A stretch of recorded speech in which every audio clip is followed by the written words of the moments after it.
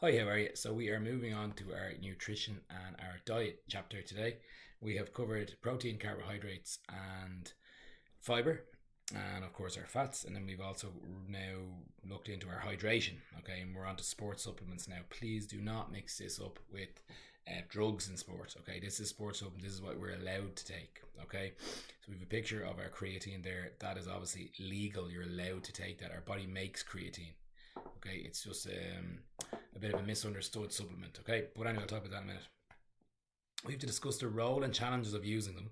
So people using them for the wrong reasons, people using them when they don't need them, people not getting the correct micro and macronutrients from their diet. Okay, we talk about sports drinks in physical activity. Okay, so in class, I'd get people to maybe think for 2 minutes, can they think of any sports supplements other than creatine? And then we have a discussion around it. So, sports supplements are products used to enhance sporting performance. When considering a balanced diet, we need to be aware of all dietary supplements used by athletes that provide additional nutrients to improve health and well-being.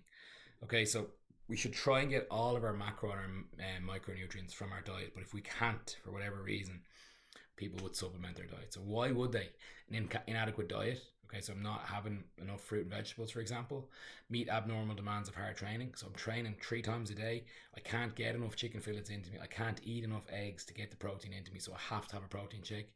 To benefit performance, oh well, I've told if I have creatine, I'll be able to lift more in the gym, or I won't be tired. And maybe I can't. I need vitamin D because I don't get sunlight in Ireland. Okay, so that might be some reason why you take it. And vitamin D helps us absorb. I don't know. I keep looking up ours absorb our protein, and then to keep up with teammates or opponents. Okay, everyone else is taking it, so I better. Or a coach might influence you. Okay, study found 99% of elite athletes took some form of sports supplement. So we've done our micronutrients. What do they all do? Energy production, hemoglobin synthesis, bone health, immune function, repair of muscle tissues during recovery from exercise. So there's our micronutrients that we have to eat alongside our macronutrients. They're found in a broad, balanced, and natural diet, and athletes often choose supplements to maximize ingestion of them. So if I'm getting my protein needs and I'm eating all my fruit and vegetables, maybe I'll take vitamin D as well to make sure I'm absorbing it. Okay, and supplements can be used to manage this. Maybe you might take a vitamin C tablet to make sure your immune system is good. Maybe you might take some calcium because you're not getting enough milk, or you think that it might help your bone density and make sure you're not going to break any bones. Okay, there's many other supplements like amino acids, caffeine, and we're going to get to them now. Sports industry in America was worth $81.5 billion.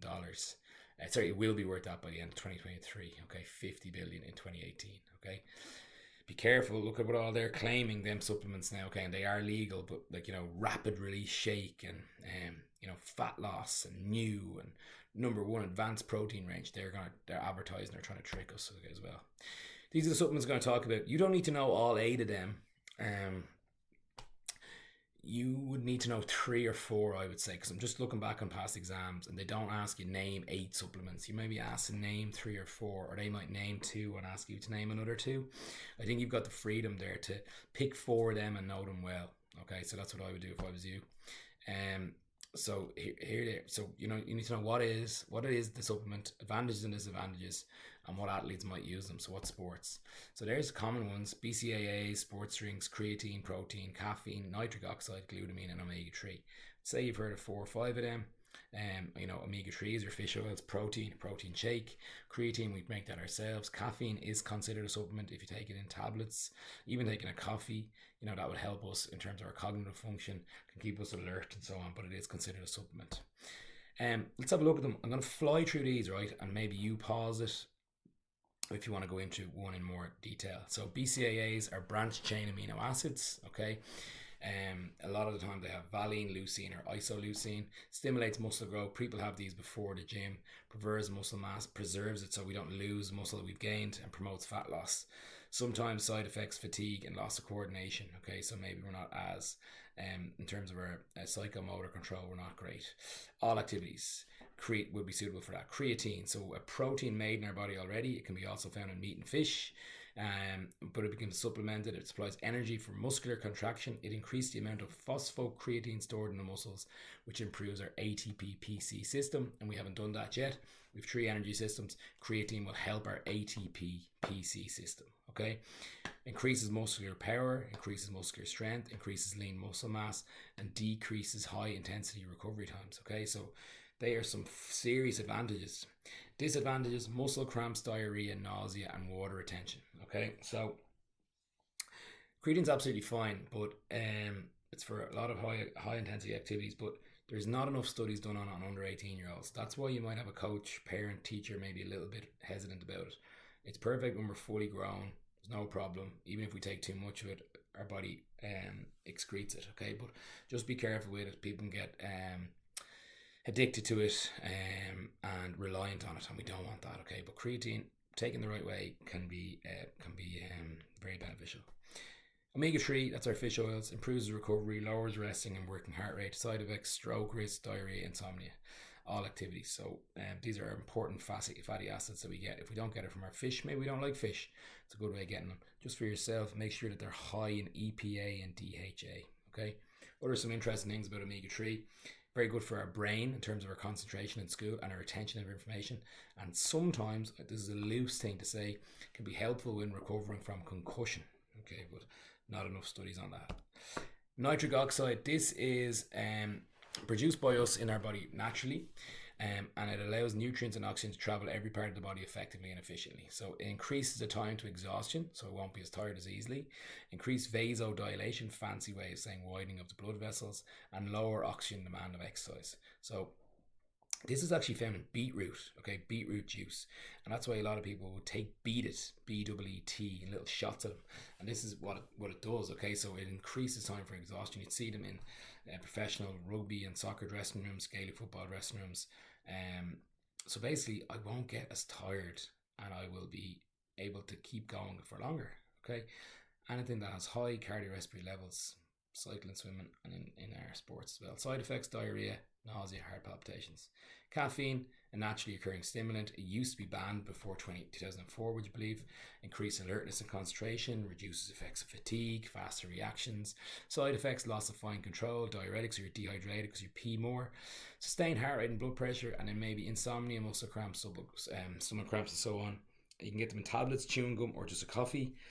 Research suggests that quantities of 3 milligrams of caffeine per kg of body weight show the biggest improvement. So 3 milligrams per kg, 240 grams if you're 80 kgs. Okay, there's an amount of caffeine per cup. That's an interesting one. So even in a cup of tea, we have a bit of caffeine, as you can see there. Okay, so people think that we in a cup of tea we won't have them. Black tea, 45 milligrams, and then brewed coffee, that would be like a proper coffee made in by barista, 95 milligrams. Them chewing gums and so on, they can have up to 150 milligrams in them, okay? Double shot and so on, but obviously have double the caffeine, okay? Glutamine, this is good for our immune system. Side effects: headaches. Sports drinks, these are isotonics. We talked about these already. I'm not going through them again. Pause the video if you want, okay? So good to replenish what we lose from sweat. And protein, this is important. A lot of people pick this one to know about.